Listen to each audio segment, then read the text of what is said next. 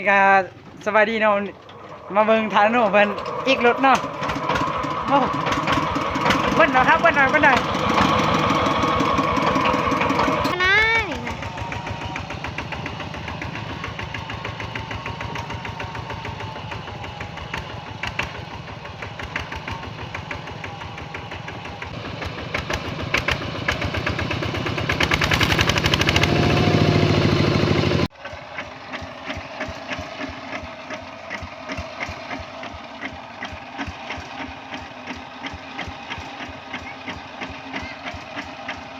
ก็มาหอดข้างหน้าแล้วเนาะ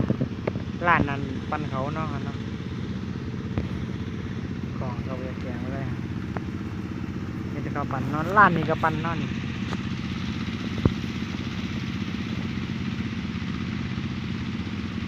น้องหน้าน้องผมพี่น้องน้องนี้ สามหลังนี่เนาะก็สามกองเดียวนี่เนาะ น้องนี้มันทันปันเนาะทันกำลังปันเนาะ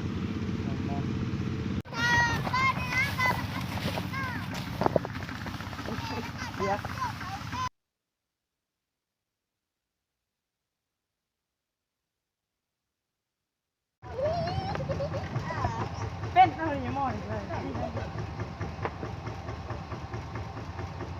นี่ ชิวเอาขึ้นเลยขึ้นไป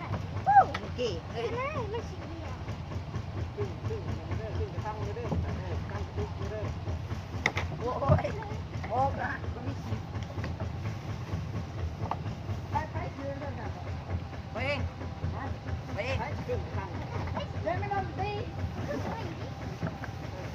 ทางไว้คอยหนึ่ง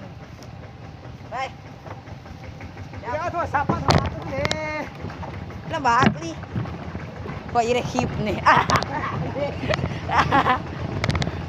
กระตุกเลย